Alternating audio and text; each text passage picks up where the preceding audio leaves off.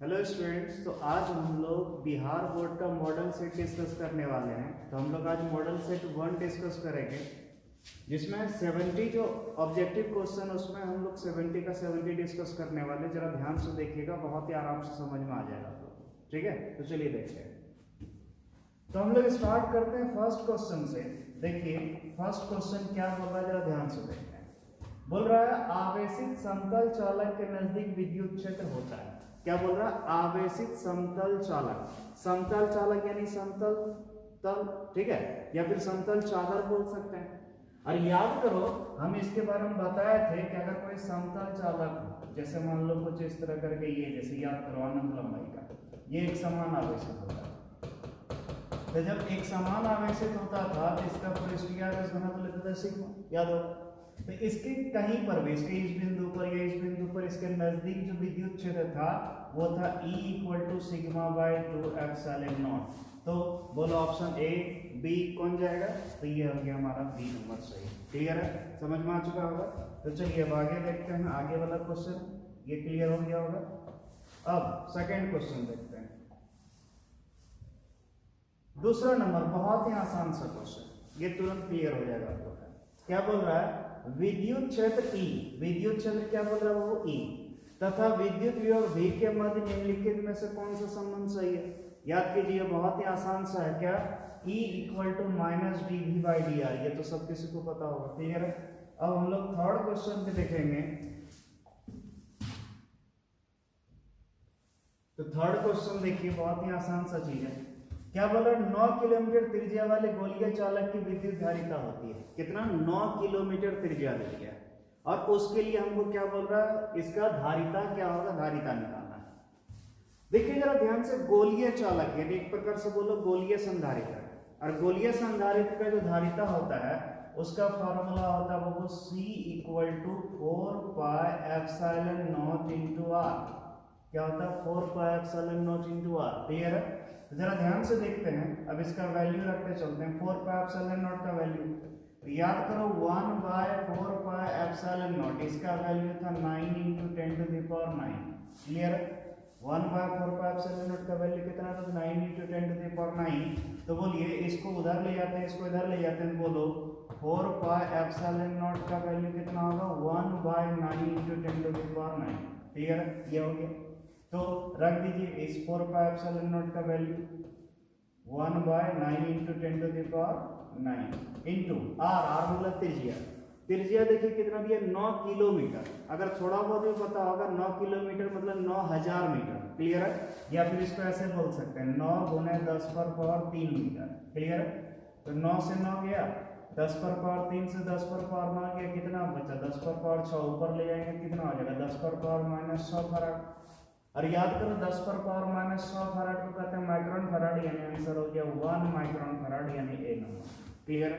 कितना आ गया? ए number. Clear है। अब हम लोग आगे देखते हैं। तो बोल रहा है समांतर पट्टिका संधारित्र की धारिता होती है। किसकी? समांतर पट्टिका संधारित्र की। वैसे समांतर पट्टिका संधारित्र की धारिता C = होता है A∈0/d, A∈0/d। लेकिन यहाँ ऑप्शन में एक भी आपको नहीं दिख रहा है ऐसा। क्लियर है। एक भी ऑप्शन में नहीं है जो कि A∈0/d। क्यों? क्योंकि सिंपल से यहाँ पर जो है सिर्फ समांतर पट संधारित्र नहीं लिया गया, उसमें क्या क्या? परावैद्युत माध्यम डाल दिया। और जब भी कभी परावैद्युत माध्यम डाल देते हैं तो उससे इनटू हो जाता है εr। क्लियर है। तो हमारा ऑप्शन में रहेगा A∈0 εr/d, जिसमें रहे देखिए ε0 εr a/d। ए नंबर में ही सेट हो रहा था, ए नंबर सही हो गया। कोई तकलीफ? और देखिए बाकी सब ऑप्शन आपका सेट नहीं करेगा। ठीक है। तो चलिए देखते हैं अब आगे। तो बोल रहा है गैल्वेनोमीटर का प्रतिरोध G, गैल्वेनोमीटर का प्रतिरोध G और वोल्टमीटर का प्रतिरोध V के बीच निम्नलिखित कौन सा संबंध सही है? यानी इस दोनों के बीच, गैल्वेनोमीटर का प्रतिरोध बोल रहा है G और वोल्टमीटर का प्रतिरोध V, इस दोनों के बीच कौन सा संबंध सही है? तो इतना जरूर आपको पता होगा कि वोल्टमीटर वही अच्छा जिसका प्रतिरोध ज्यादा। जितना ज्यादा प्रतिरोध होगा उतना ही अच्छा वोल्टमीटर माना जाता है। तो सिंपल सा वही वाला ऑप्शन सही होगा जिसमें वोल्टमीटर का प्रतिरोध ज्यादा होगा, यानी ए नंबर। क्लियर है। इसका भी है। क्लियर है। अब हम लोग आगे डिस्कस करते हैं। अब चलिए ध्यान से देखते हैं, हम लोग 6 नंबर क्वेश्चन देख रहे हैं। 6 नंबर क्या बोल रहा है, व्हीटस्टोन ब्रिज का व्यवहारिक ढांचा निम्नलिखित में से कौन सा है, यानी व्हीटस्टोन ब्रिज का व्यवहारिक ढांचा कौन सा है, यानी कौन सा ऐसा है जो कि व्हीटस्टोन सेतु का प्रैक्टिकल रूप है, प्रायोगिक रूप है। व्यवहारिक मतलब जिसको व्यवहार में लाते हैं, प्रयोग में लाते हैं। तो याद करो हम बताए थे मीटर सेतु जो होता है वो होता है व्हीटस्टोन सेतु का प्रायोगिक रूप। तो मीटर सेतु यानी मीटर ब्रिज, सी नंबर इसका ऑप्शन चला गया। ठीक है, अब ध्यान से देखिए क्या बोल रहा है, एक तार का विशिष्ट प्रतिरोध। विशिष्ट प्रतिरोध को याद करो, ये जो विशिष्ट प्रतिरोध है इसको सूचित करते हैं रो से, जिसको प्रतिरोधकता भी कहते हैं। क्या कहते हैं, प्रतिरोधकता। और याद करो हम बताए थे प्रतिरोधकता ना ही चालक की लंबाई पर निर्भर करेगा, ना ही उसके अनुप्रस्थ काट क्षेत्रफल पर निर्भर करेगा, सिर्फ निर्भर करेगा पदार्थ के प्रकृति पर, यानी पदार्थ कौन सा है, एल्युमिनियम है या कॉपर है, किस चीज का बना है। ठीक है, इसीलिए अगर हम इसका बात करें, क्या तार की लंबाई पर निर्भर करता है, नहीं, अनुप्रस्थ काट क्षेत्रफल के व्यास पर नहीं, ठीक है, द्रव्यमान पर नहीं, किस पर, पदार्थ के प्रकृति पर। आगे, अब आगे देखते हैं, बोल रहे किरचॉफ का बिंदु नियम। क्या बोल रहा है, किरचॉफ का बिंदु नियम में निम्नलिखित में कौन भौतिक राशि संरक्षित रहती है। तो यहां पर देखिए किरचॉफ का कौन नियम बोल रहा है, वो बिंदु नियम। बिंदु मतलब सिंपल से जिसको संधि नियम भी कहते हैं। और याद करो संधि नियम आवेश के संरक्षण के सिद्धांत पर आधारित है, सिंपल सा आवेश। क्लियर। अब आगे देखते हैं,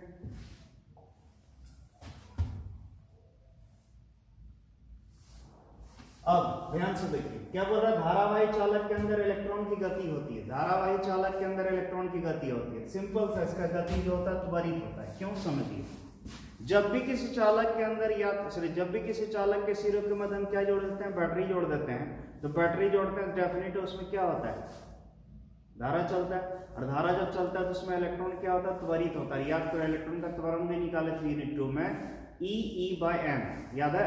तो सिंपल से इसका मतलब त्वरित होगा तब ना त्वरण निकाले थे। ठीक है, अब ध्यान से देखिए, बोल रहा है विद्युत परिपथ की शक्ति होती, किसकी, विद्युत परिपथ की शक्ति। तो चलिए ध्यान से देखते हैं विद्युत परिपथ की शक्ति क्या होता है। बहुत ही आसान सा चीज है, याद करो शक्ति P = V/I। P बराबर क्या था, VI। तो P = V और I के जगह हम लिख सकते हैं V/R। तो बोलो V × V/2/R, यानी आंसर चल गया C। क्लियर है, शक्ति पूछ रहा था V/2/R। अब आगे देखते हैं क्या बोल रहा है, ध्यान से देखिए, बोल रहा चुंबकीय क्षेत्र में गतिशील आवेशित पर बल के लिए निम्नलिखित में कौन सही है। यानी सिंपल सा एक आवेशित कण, वो कहां गतिशील है, चुंबकीय क्षेत्र में। और आपको बताया था जब भी कोई आवेशित कण चुंबकीय क्षेत्र में गति करता है तो उस पर जो बल लगता है उसको कहते हैं चुंबकीय बल। और चुंबकीय बल का फॉर्मूला था QV sin थीटा, जिसका वेक्टर फॉर्म था QV vector cross B vector. तो ये हो गया QB vector cross B vector. ये तो सही नहीं है, लेकिन ये देखो V क्रॉस B, ये, इसीलिए इसका आंसर चला गया सिंपल सा B। क्लियर है। अब आगे देखते हैं हम लोग, बोला चुंबकीय फ्लक्स का मात्रक होता है। याद कीजिए यूनिट 4 हम आपको पढ़ाए थे, याद करो सबसे पहले जब पढ़ाए थे हम क्या, विद्युत चुंबकीय प्रेरण। उसके बाद पढ़ाए थे क्या, याद करो फैराडे का विद्युत चुंबकीय प्रेरण पढ़ाए थे। तो उस समय पढ़ाए थे हम क्या, चुंबकीय फ्लक्स। और बताए थे चुंबकीय फ्लक्स का मात्रक होता है टेस्ला मीटर स्क्वायर या वेबर। ठीक है, तो चलिए देखते हैं ऑप्शन में। तो ऑप्शन में हमारा वेबर है, तो इसीलिए आंसर चल जाएगा वेबर। क्लियर है। अब आगे देखते हैं, बोल रहा है जिस परिपथ में सिर्फ प्रतिरोध है, जिस परिपथ में सिर्फ क्या है, वो प्रतिरोध है, उसका शक्ति गुणांक हो, उसका शक्ति गुणांक है। ठीक है, तो देखो शक्ति गुणांक मतलब होता है cos फाई। याद रखिए शक्ति गुणांक मतलब क्या होता है, cos फाई। और फाई जो है वो है कलांतर। फाई क्या है, कलांतर। कलांतर यानी वोल्टेज और करंट के बीच का कोण। तो बोल रहा है यहाँ सिर्फ प्रतिरोध, देख रहे हो, जिस परिपथ में सिर्फ प्रतिरोध है, यानी सिर्फ प्रतिरोध। और याद करो जब सिर्फ प्रतिरोध होता है कलांतर होता है शून्य। कलांतर कितना होता है, शून्य। तो बोलो cos कलांतर हो गया शून्य। ठीक है, cos 0 डिग्री वैल्यू 1, आंसर हो गया ये। आसान सा चीज है। आगे बढ़ते हैं। हाँ, क्या बोल रहा है जरा ध्यान से देखिए, प्रत्यावर्ती धारा का मूल वर्ग माध्यमान होता है। ठीक है, क्या बोल रहा है जरा ध्यान से देखिए, प्रत्यावर्ती धारा का मूल वर्ग माध्यमान होता है। ठीक है, यानी सिंपल सा वर्ग माध्य मूल मान। और वर्ग माध्य मूल मान यानी याद करो I/RMS।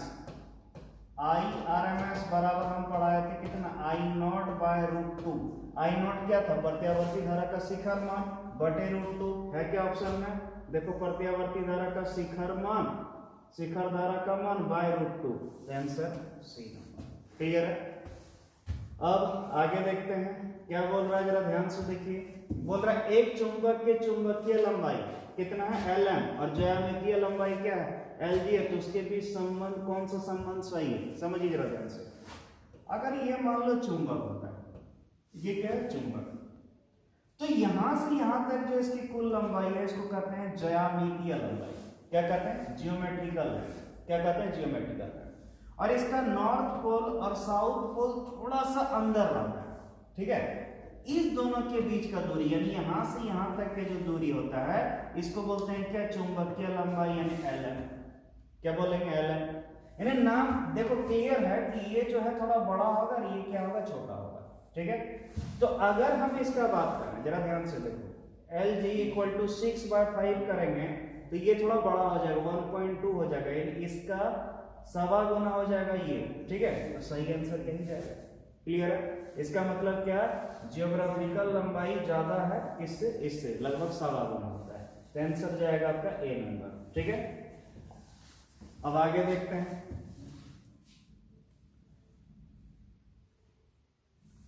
चलिए ध्यान से देखिए क्या बोल रहा है। बोला यदि BH पृथ्वी के चुंबकीय क्षेत्र का क्षैतिज घटक, पृथ्वी के चुंबकीय क्षेत्र का क्षैतिज घटक और डेल नमन कोण, नमन कोण या नति कोण आपको बताया था सेम होता है, ठीक है। डेल क्या है, नमन कोण हो, तो पृथ्वी के चुंबकीय क्षेत्र के लिए निम्नलिखित में से कौन सही है, कौन सा सही है, ये हमसे पूछा जा रहा है। तो सिंपल सा छोड़ दो, जो हम जानते हैं पहले उसको देखते हैं। बोलो ये क्या है, पृथ्वी के चुंबकीय क्षेत्र का क्षैतिज घटक। अगर आपको याद हो तो BH बराबर हम आपको पढ़ाए थे B cos डेल। क्या पढ़ाए थे, B cos डेल।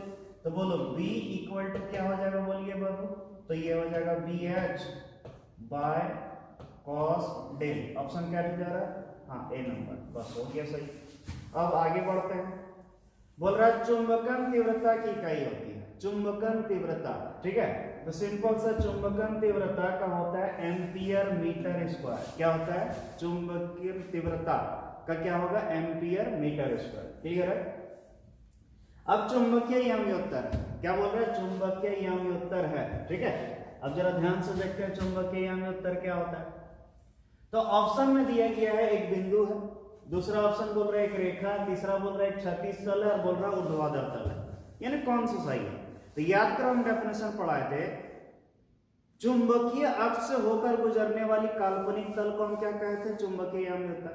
और जो तल गुजरा था वो ऐसे गुजरा था, इस तरह करके, इसको कहते हैं ऊर्ध्वाधर। ऐसे जाता था, क्या होता है, क्षैतिज, ऐसे जाता है, क्लियर है। तो ऊर्ध्वाधर यानी सिंपल सही है, ऊर्ध्वाधर तल। कौन तल है, ऊर्ध्वाधर तल। अब आगे देखते हैं। बोल रहा है सामान्य समायोजन में, सामान्य समायोजन में सरल सूक्ष्मदर्शी की आवर्धन क्षमता होता है। किसकी, सरल सूक्ष्मदर्शी की आवर्धन क्षमता यानी मैग्नीफाइंग पावर। तो सिंपल सा 1 + v/r, याद करो, इसका निकाले तो सरल सूक्ष्मदर्शी का। क्लियर है। अब आगे बढ़ते हैं। बोल रहा है सामान्य आंख लेंस की फोकस दूरी लगभग होता है, किसकी, सामान्य, ठीक है। तो सिंपल सा अगर कोई आंख सामान्य है तो जनरली उसका कितना होता है, 25 सेंटीमीटर पढ़ाए होंगे आप लोग, ठीक है। अब हीरे का क्रांतिक कोण होता है, हीरे का क्रांतिक कोण कितना होता है, वो 24.41 डिग्री। सिंपल सा, कैसे जरा समझिए। देखो आप पढ़े थे क्रांतिक कोण यानी C = sin इनवर्स 1/μ। म्यू जो है ये अपवर्तनांक, तो C = sin इनवर्स 1/μ जब करोगे, हीरा का अपवर्तनांक लगभग 2.4 होता है। जब इसको सॉल्व कीजिएगा आप देखिएगा लगभग कितना निकलेगा, 24 डिग्री लगभग, ठीक है। कितना निकलेगा, 24 डिग्री, ठीक है, लगभग। अब देखिए कैलकुलेटर से निकाल से, बस याद रखना आपको कितना, 24.41 डिग्री। आ रहा समझ में। तो चलिए अब आगे देखते हैं। दो संपर्कित उत्तल लेंसों का समतुल्य लेंस होता है। याद रखिए, जब दो समतुल्य, जो संपर्कित, देखो संपर्कित उत्तल लेंसों का समतुल्य लेंस होता है, यानी सिंपल से क्या बोल रहा है, दो उत्तल लेंस को क्या किए, संपर्क में रखें, सटा के रखें, तो उसका लेंस क्या होगा। तो सिंपल सा जैसे मान लीजिए बाबू ये एक उत्तल लेंस है और ये एक दूसरा उत्तल लेंस, दोनों जब सटा रखते हैं तो ये जो बनता है इसका समतुल्य ये भी एक उत्तल लेंस के ही समान होता है। क्लियर है? हो गया। अब चलिए आगे बढ़ते हैं। बोल रहा प्रकाशिक तंतु का मूल सिद्धांत है पूर्ण आंतरिक परावर्तन। एकदम आसान सा चीज, ये चीज, ठीक है, डायरेक्ट पूर्ण आंतरिक परावर्तन के सिद्धांत पर ही कार्य करता है आपका प्रकाश तंतु। ठीक है, अब आगे देखते हैं। बोल रहा सामान्य आंख के लिए, स्पष्ट दृष्टि के लिए न्यूनतम दूरी होती है, 10th क्लास में ही पढ़े होंगे। सामान्य नेत्र के लिए बताओ न्यूनतम दूरी कम से कितना होता है? 25 सेंटीमीटर, 25 सेंटीमीटर पढ़े होंगे आप लोग। ठीक है, आगे देखते हैं। बोल रहा है इंद्रधनुष के निर्माण के लिए निम्नलिखित में से प्रकाश की कौन सी घटना सही है? ठीक है, कौन सा घटना सही है किसके निर्माण के लिए? इंद्रधनुष के निर्माण के लिए। तो याद रखिएगा इंद्रधनुष के निर्माण के लिए जो मेन जो घटना है वो क्या है? वर्ण विक्षेपण। क्या है? वर्ण विक्षेपण। ठीक है, क्योंकि यहाँ पर क्या हो रहा है? सातों रंग टूट जा रहा है, अलग अलग दिख रहा है आपको। ठीक है, तो डेफिनेटली जब सातों रंग, श्वेत प्रकाश 7 रंग में टूट जाता है तो उसको क्या कहता है? वर्ण विक्षेपण। सिंपल सा। वैसे यहाँ पर तो ठीक है, लेकिन इसका सही आंसर जानना चाहिए था अपवर्तन प्लस पूर्णांतरिक परावर्तन। ये दोनों मिल करके ये इंद्रधनुष का निर्माण करता है, लेकिन ऑप्शन में ऐसा है नहीं, तो यही सी मजबूरी में हम लोग को सी को टिक करना पड़ रहा है। क्लियर है? अब आगे देखते हैं। बोल रहा है किस रंग के प्रकाश के लिए कांच का अपवर्तनांक अधिक होता है? क्या बोल रहा है? किस रंग के प्रकाश के लिए कांच का अपवर्तनांक अधिक होता है? जरा ध्यान से देखो। तो अपवर्तनांक जो है वो व्युत्क्रमानुपाती होता है किसके? तरंगदैर्घ्य। ठीक है, एक्चुअली लैम्डा स्क्वायर होता है। कॉची एक सिद्धांत बताया था, कहा था म्यू व्युत्क्रमानुपाती होगा लैम्डा स्क्वायर। ठीक है, कॉची का सिद्धांत। खैर हमको उतना मतलब नहीं, सिंपल से समझिए। यानी जिसका तरंगदैर्घ्य होगा ज्यादा उसका अपवर्तनांक होगा, जिसका तरंगदैर्घ्य होगा ज्यादा उसका अपवर्तनांक होगा कम। और हमको पूछ रहा है किस रंग के प्रकाश के लिए कांच का अपवर्तनांक अधिक होता है। ठीक है, कांच का अपवर्तनांक क्या होता है? अधिक होता है। यानी हमसे पूछ रहा है कि अपवर्तनांक किसके लिए अधिक होगा। तो बोलो अपवर्तनांक अगर अधिक होगा तो उसके लिए तरंगदैर्घ्य कम होना चाहिए। और आपको जरा सा भी अगर याद होगा सबसे अधिक तरंगदैर्घ्य होता है लाल का और सबसे कम किसका होता है? बैगनी का। इसलिए सबसे कम तरंगदैर्घ्य है बैगनी का, तो इसीलिए इसका अपवर्तनांक क्या होगा? सबसे अधिक होगा। ठीक है, आ रहा समझ में? अब आगे बढ़ते हैं। बोल रहा विनाशकारी व्यतिकरण के लिए पथांतर होता है। पथांतर बोले या कलांतर बोले सेम चीज है। किसके? विनाशकारी व्यतिकरण। तो याद करो आपको पढ़ाया था व्यतिकरण दो तरह का होता है, एक होता है समकोषी, एक होता है विनाशी। विनाशी मतलब विनाशकारी इसको बोल सकते हैं। तो विनाशकारी व्यतिकरण के लिए पथांतर हम आपको अगर पढ़ाए तो याद होगा होना चाहिए कितना? λ/2, 3 λ/2, 5 λ/2, नोट डलवा के लिखवाए थे 2n+1 λ/2। क्लियर है? ऑप्शन में है 2n+1 λ/2। क्लियर है? B number. आ रहा समझ में? आगे देखते हैं। ओह गजब क्वेश्चन, मजेदार। क्या बोल रहा है जरा समझिए। बोल रहा प्रकाश के अनुप्रस्थ तरंग प्रकृति को निम्नलिखित में से कौन से घटना पुष्टि करता है? किसको? देखो जरा, अनुप्रस्थ तरंग प्रकृति को। तो याद करो हम साफ साफ नोट डालवा लिखवाए थे ध्रुवन। कौन? ध्रुवन प्रकाश के अनुप्रस्थ प्रकृति को सत्यापित करती है। याद करो लिखवाए थे नोट में कि ध्रुवन प्रकाश के अनुप्रस्थ प्रकृति को क्या करती है? सत्यापित करती है। कि परावर्तन नहीं, वर्ण विक्षेपण नहीं, व्यतिकरण नहीं। कौन? ध्रुवन, ध्रुवीकरण इसको बोला गया है। क्लियर है? अब चलिए यहाँ देखिए। बोल रहा अवरोध के किनारों से प्रकाश का मुड़ना कहलाता है विवर्तन। सिंपल सा, जब भी कोई प्रकाश, ध्यान से देखिएगा क्या बोल रहा है। मान लो ये क्या है? वो एक अवरोध है। ये क्या है? अवरोध। इस तरह करके है और प्रकाश ऐसे करके आ रही थी, तो होता है कि इसके किनारे से टकराकर जिस तरह इसका शेप रहता है उसी तरह किनारे से टकराकर जिस तरह ये होता है उधर उसी तरह मुड़ जाता है। इसी घटना कहते हैं विवर्तन। क्या करते हैं? विवर्तन। विवर्तन खत्म, सोचने नहीं है। ठीक है, आगे देखते हैं। बोल रहा चांदी का कार्यफलन होता है। चांदी का कार्यफलन होता है। ठीक है, तो ये बाबू इसका थोड़ा सा देखना होगा, हमको भी उतना क्लियर नहीं है। रटने वाला क्वेश्चन एक बार देख लीजिएगा आप लोग, चांदी का कार्यफलन क्या होता है। अब चलिए आगे देखते हैं।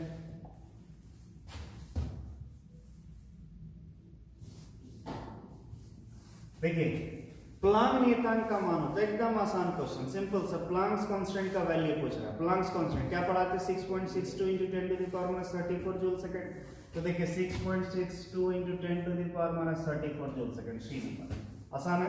अब चलिए देखिए क्या बोल रहा है, फोटोन का गतिज द्रव्यमान होता है, सिंपल सा याद करो, फोटोन का गतिज द्रव्यमान हम पढ़ाए थे h/c लैम्डा, फोटोन का गुण जो पढ़ाए थे क्लास 2 उसी में होगा, देखिएगा यूनिट 7 का क्वेश्चन है ये।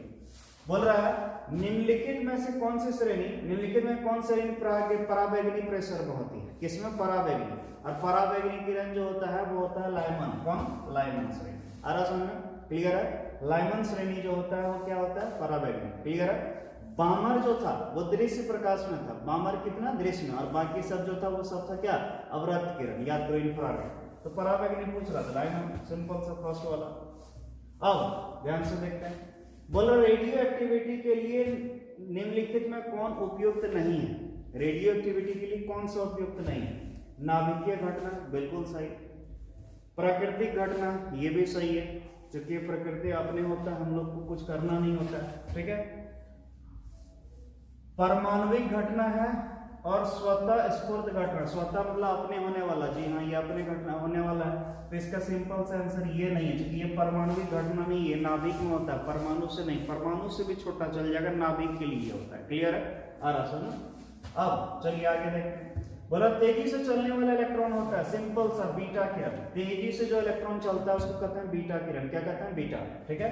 आगे देखते हैं, बोल रहा अल्फा कण होता है, ये तो सोचने नहीं, हीलियम नाभिक होता है, अल्फा कण याद रखिए, जो अल्फा कण है ना ये अल्फा पर 2 पॉजिटिव चार्ज होता है, ये किसके समतुल्य होता है हीलियम नाभिक, किसके हीलियम नाभिक, जब हीलियम से दोनों इलेक्ट्रॉन निकाल देते हैं सिर्फ नाभिक बस, हीलियम नाभिक जो होता है वही किसके बराबर होता है अल्फा कण के बराबर, तो सिंपल हीलियम नाभिक, आ रहा समझ। अब ये देखिए बोल रहा प्रेसी एंटीना परास डी, टीवी प्रेषण टावर की ऊंचाई h और पृथ्वी की त्रिज्या r है, तो इसके भी संबंध होगा d = √2rh, √2rh, ये प्रेसी एंटीना की ऊंचाई का फॉर्मूला यूनिट 10 का, ठीक है। यूनिट 10 का नोट्स में देखिएगा, लास्ट में पढ़ाया तो नहीं है लेकिन हम पढ़ा देंगे, अगला क्लास इसी का होगा, ठीक है। चलिए अब आगे देखते हैं, हाँ क्या बोल रहा है जरा ध्यान से देखो, बोल रहा मूल अवस्था, कौन अवस्था में, मूल अवस्था में हाइड्रोजन परमाणु की ऊर्जा होती है, मूल अवस्था में हाइड्रोजन परमाणु की ऊर्जा होती है, मूल अवस्था यानी समझ रहे ग्राउंड स्टेट, ग्राउंड स्टेट यानी पहली कक्षा में, ठीक है, मूल अवस्था यानी पहली कक्षा में कितना होगा ऊर्जा, तो सिंपल सा ऊर्जा का फार्मूला होता है वो -13.6 n² इलेक्ट्रॉन वोल्ट, क्योंकि बोल रहा मूल अवस्था तो हमको n = 1 रखना है, देयरफॉर बोलो E = जैसे ही रखेंगे -13.6 n का वैल्यू 1² इलेक्ट्रॉन वोल्ट, तो सिंपल से क्या बचेगा -13.6 इलेक्ट्रॉन वोल्ट, यानी कौन ये डी नंबर, आसान है, क्योंकि 1 का स्क्वायर 1 होगा, तो इतना डिवाइड करना इतना इक्वल टू, ठीक है। अब देखिए क्या बोल रहा है, बोल रहा है जब अपद्रव्य को, अपद्रव्य मतलब अशुद्धि को, ठीक है, अपद्रव्य मतलब अशुद्धि, जब अपद्रव्य को नेज अर्धचालक में मादित किया जाता है, मादित मतलब उसमें डोपित किया जाता है, तो अर्धचालक की चालकता, तो सिंपल से हम बताए थे नेज जो होता है उसका चालकता बहुत कम होता है, तो उसकी चालकता बढ़ाने के लिए हम क्या करते हैं अशुद्धि डालते हैं, वही बोल रहा है अशुद्धि डालने के बाद क्या होगा चालकता बढ़ता है, आंसर बढ़ती है, खत्म, ठीक है। अब आगे देखते हैं, बोल रहा है नॉर गेट, कौन गेट, नॉर गेट का बूलियन व्यंजक होता है, कौन गेट, नॉर गेट का बूलियन व्यंजक हमसे पूछा जा रहा है, तो सिंपल सा जी नॉर गेट याद है, नॉर गेट ऐसे होता था अगर आपको याद होगा, इस तरह करके ये क्या था नॉर गेट, और हम आपको बताया था अगर ए डालोगे बी डालोगे तो यहाँ जो करेगा सबसे पहले इसको जोड़ देगा a + b और क्या लगा देगा 12, तो a + b के ऊपर 12, आंसर सी, क्लियर है। अब आगे देखते हैं,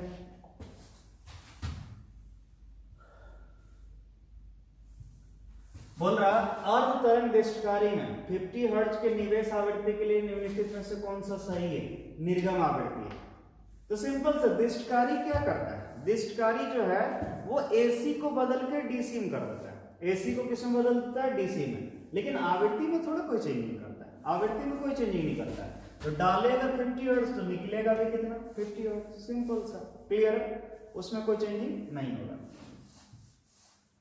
अब आगे देखते हैं, बाबू ये द्विआधारी संख्या है, ये हमको नहीं आता बाइनरी, ठीक है, ये हम सीख नहीं पाए हैं, क्योंकि सिंपल सा, अरे है बहुत आसान, आप देखिएगा कंप्यूटर वाले सर से पूछिएगा, बाइनरी में बता देंगे आपको, ठीक है। अब अरे ये क्वेश्चन बोल रहा है इलेक्ट्रॉन पर आवेश होता है, इलेक्ट्रॉन पर आवेश, ठीक है। तो इलेक्ट्रॉन पर आवेश कितना होगा, तो सिंपल सा आप पढ़े में -1.6 × 10⁻⁻19 बोला है, नहीं है, ये भी है, नहीं है। आगे बढ़िए, अरे मिल गया, कितना 1.6 × 10⁻19 कूलम, डी नंबर, ठीक है। अब आगे देख रहे हैं एप्सिलॉन नॉट के बराबर है, कितना बार टेस्ट में पूछे, कितना 8.85 × 10⁻12 8.85 × 10⁻12 ये चला गया सी नंबर, ठीक है। अब देखिए क्या बोल रहा है, द्विध्रुव आघूर्ण के लिए निम्नलिखित में से कौन सा सही है, ठीक है। क्या बोल रहा है जरा ध्यान से देखिए, द्विध्रुव आघूर्ण के लिए निम्नलिखित में कौन सही है, किसके लिए, द्विध्रुव आघूर्ण के लिए। तो द्विध्रुव आघूर्ण के लिए डेबाय में नापते हैं, ये तक गजब क्वेश्चन पूछा है बाबू, ये हमको भी नहीं पता, ये बहुत ओल्ड जमाने का क्वेश्चन है, ठीक है, ये रटने वाला ये हमको भी नहीं पता है। इसको चलिए आगे बढ़ते हैं, सिंपल सा, जो हमको नहीं पता तो वैसे भी 70 में 35 ही आंसर देना है, हम कोशिश कर रहे हैं ज्यादा से ज्यादा बता दें। अब चलिए ध्यान से देखिए क्या बोल रहा है, चित्र में ए और बी के बीच समतुल्य धारिता है, ये ए है, ये बी है, इसके बीच समतुल्य धारिता है, ठीक है। तो सिंपल सा इसके बीच समतुल्य धारिता निकालना हो जाएगा तुरंत, कोई तकलीफ नहीं। तो सबसे पहले इस फिगर को बना के अच्छे से सॉल्व करना होगा। तो कैसा है ध्यान से देखिए, तो हमको दिया एक संधारित्र ऐसा, फिर एक ऐसा, फिर ऐसा, और यहाँ ऐसे जोड़ दिया है, ये ए है, ये बी है, क्लियर है। और सबकी धारिता कितनी है, सी, इसकी भी सी है, इसकी भी सी है, इसकी भी सी है।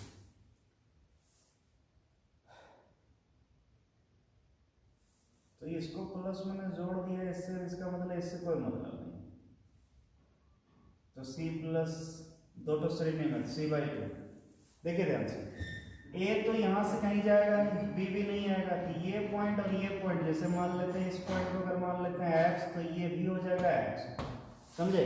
यानी इसका वोल्टेज अगर 10 वोल्ट है तो इसका भी कितना 10 वोल्ट है, तो दोनों का वोल्टेज सेम हो गया, वोल्टेज सेम हो गया, विभवांतर 0 और विभवांतर 0, जिसका कोई काम नहीं है। तो सिंपल सा हमारा सिर्फ यही दो बचा, यानी 2 तो संधारित्र किस में आ गया, श्रेणी में C। और जब श्रेणी में संधारित्र होता है फॉर्मूला है 1/C इक्विवेलेंट बराबर 1/C1 प्लस 1/C2। तो 1/C1 कितना है C, इसका भी C, तो 1/C इक्विवेलेंट बराबर, तो 1/C इक्विवेलेंट बराबर एलसीएम लिए C, तो ऊपर चल जाएगा C इक्विवेलेंट बराबर कितना, C/2, आंसर C/2, क्लियर है। आगे देखिए बोल रहा है निम्नलिखित में से कौन सा संबंध सही है, निम्नलिखित में से कौन सा संबंध सही है। बोल रहा 1 ampere equal to 10⁻³ milli ampere, ये सही है। देखो कैसे, 1 एम्पियर इक्वल टू कितना लिखा है, 10⁻³ मिली एम्पियर लिखा, यानी 10⁻³ और मिली मतलब होता है 10⁻⁻3, 10⁻³ एम्पियर। इसको इंटू कीजिए, 1 आएगा तो 1 एम्पियर इक्वल टू 1 एम्पियर का आंसर, ये नंबर सही, एकदम आसान सा चीज, ठीक है। अब चलिए देखते हैं यहाँ बोल रहा धारा निम्नलिखित में से कौन सा संबंध सही है। तो धारा घनत्व बराबर I बटे, याद करो पढ़ाए थे, प्रति इकाई क्षेत्रफल से प्रवाहित होने वाली धारा को हम क्या कहते हैं, धारा घनत्व, ठीक है, I/A, I equal to I/A। अब आगे देखते हैं, बोल रहा प्रतिरोध के लिए निम्नलिखित में से कौन सा संबंध सही है। तो ये R इक्वल टू ρA/L, याद करो R equal to rho into L by, R equal to rho into L by, कैसे जरा समझो। याद करो हम पढ़ाए थे R समानुपाती होता है L के व्युत्क्रमानुपाती है, यानी अनुप्रस्थ काट क्षेत्रफल बढ़ाएंगे प्रतिरोध घटेगा, लेकिन लंबाई बढ़ाएंगे प्रतिरोध बढ़ेगा। तो बोलो समानुपाती का चिन्ह हटाएंगे, कांस्टेंट आता है, यहाँ आता है ये, तो R equal to rho into L by, clear है, ये चल गया। अब आगे देखते हैं,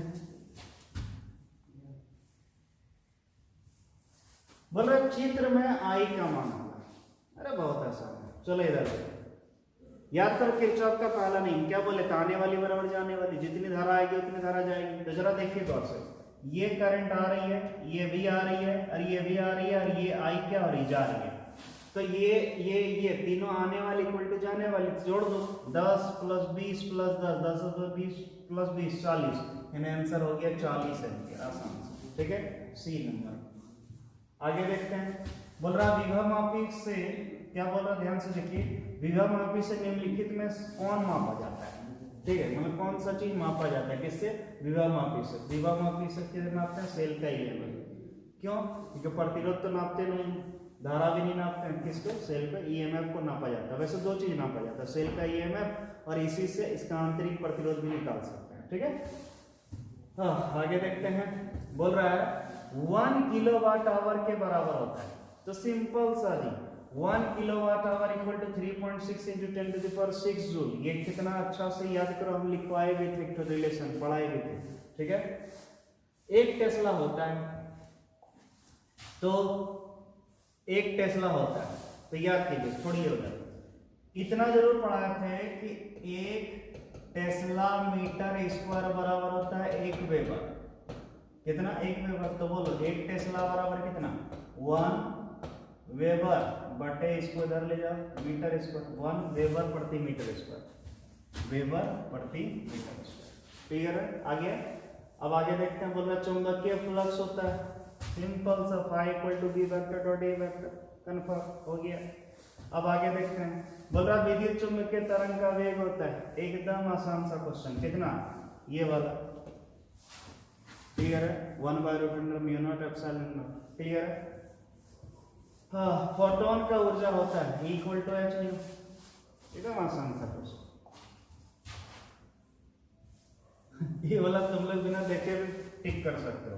क्या बोल रहा है, 1 इलेक्ट्रॉन वोल्ट के बराबर होता है। क्या पूछ रहा है, 1 इलेक्ट्रॉन वोल्ट के बराबर, बचपन से पढ़ते आए क्या, पढ़ते आए, 1.6 × 10⁻19 जूल। फिगर 1 इलेक्ट्रॉन वोल्ट बराबर, सब क्वेश्चन बनता है बाबू। एक फिर देख लेना, ये बायनोमियल है, ये भी बायनोमियल है, हमको बायनोमियल आता नहीं है। देखते हैं, चलिए, ओह गजब क्वेश्चन। बोल रहे किसी ऊंचाई ट्रांसफार्मर, किसमें, ऊंचाई ट्रांसफार्मर में यदि प्राइमरी और सेकेंडरी कुंडली में क्रमशः N1 और N2 फेरे लपेटे हैं, लपेटा मतलब फेरा। क्लियर है, किसमें, ऊंचाई में। तो ऊंचाई में याद करो, हम बताए थे प्राथमिक कुंडली में फेरों की संख्या कम होता है, द्वितीय कुंडली में ज्यादा होता है। N2 बड़ा होगा N1 से, N2 > N1। ठीक है, आगे। अब बोल रहा हाइड्रोजन 1 क्रम में कौन सी श्रेणी दृश्य भाग में पड़ती है, सिंपल सा, क्या, बामर। कौन, बामर। बामर अभी थोड़ा देर पहले भी बोले थे क्वेश्चन में, बामर जो श्रेणी है वो दृश्य प्रकाश में आता है। क्या बोल रहा है, उत्तल लेंस की फोकस दूरी 1 मीटर है, शक्ति होगी, तो शक्ति P = होता है 1/r, कितना, 1/r, जब मीटर में, तो 1/r फोकस दूरी भी 1, तो आंसर 1 डायरेक्टर, कितना, 1 डायरेक्टर।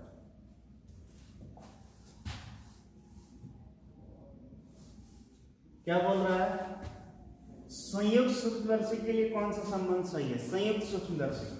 अगर थोड़ा बहुत भी याद है संयुक्त सूक्ष्मदर्शी फिगर, तो उसमें अभिदृश्य लेंस छोटा था और नेत्रिका बड़ा था। तो अगर ये बड़ा लेंस है, डेफिनेटली इसका फोकस दूरी ज्यादा हो और इसका फोकस दूरी कम होगा, तो यानी ऑप्शन सही है, यानी ये बड़ा है किससे, ये से। आप चुन लो, FE बड़ा होना चाहिए, FE बड़ा होना चाहिए, बी नंबर। बुझिए, अब आगे देखते हैं, गजब। बोल रहा पतले प्रिज्म का न्यूनतम विचलन कौन होता है, μ - 1 × a, विचलन कौन, खत्म, आ गया। अब चलिए आगे देखते हैं, प्रकाश के अपवर्तन में निम्नलिखित में से कौन सी राशि नहीं बदलती है। अपवर्तन में क्या नहीं बदलता है, तो याद करो, तरंगदैर्घ्य बदलता है, चाल बदलता है, लेकिन आवृत्ति नहीं बदलता। अपवर्तन में आवृत्ति नहीं बदलता है, तीव्रता बदलेगा, वेग बदलेगा, तरंगदैर्घ्य बदलेगा, आवृत्ति नहीं बदलेगा, तो आंसर आवृत्ति। अब क्या बोल रहा है, यदि हवा में, किसमें, हवा में प्रकाश का वेग v और पानी में vw है, तो सिंपल से हवा में प्रकाश का वेग ज्यादा होगा, पानी में कम होगा। क्यों, सबसे अधिक होता है निर्वात में, उसके बाद लगभग हवा में भी उतने होता है, लेकिन दूसरा माध्यम में कम होता है, तो सिंपल से हवा वाला ज्यादा होगा। ये आ गया बी नंबर। बोल रहा जल के लिए क्रांति कौन होता है, किसके लिए, जल के लिए। तो बाबू रटे तो नहीं है लेकिन हाँ हो जाएगा। चलिए ध्यान से देखिए, तो C इक्वल टू होता है साइन इनवर्स 1/μ।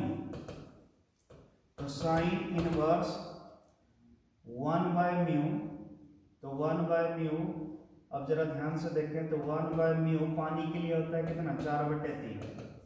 तो साइन इनवर्स ऊपर ले जाएंगे कितना हो जाएगा, 3/4।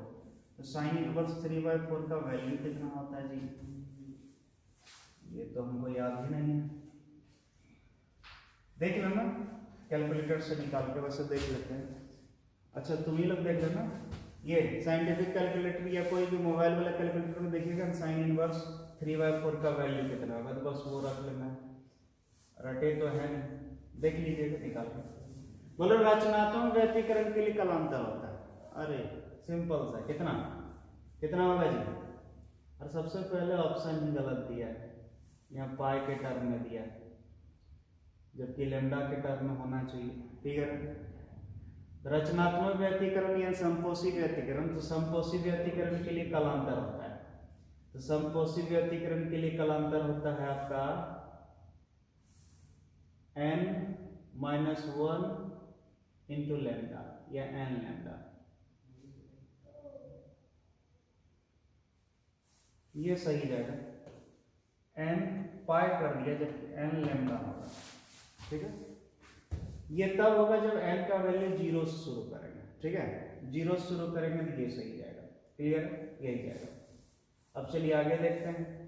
बोल रहा है प्रकिरणित प्रकाश की तीव्रता आई है, निम्नलिखित में से कौन सा संबंध सही है। याद करो रेले का कहना था प्रकिरण की तीव्रता प्रकाश के तरंग के चतुर्विघात की व्युत्क्रमानुपाती होती है।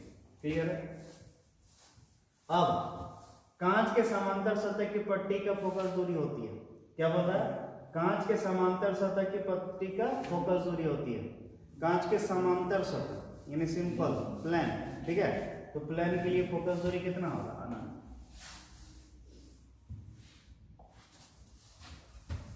अब खत्म हो गया।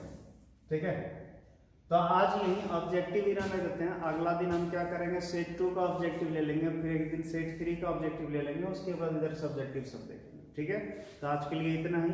जो सब पढ़ाई पर देख लीजिएगा अच्छे से, फिर से सारा ऑब्जेक्टिव सेट 1 आ जाओगे क्लियर। ठीक है, थैंक यू।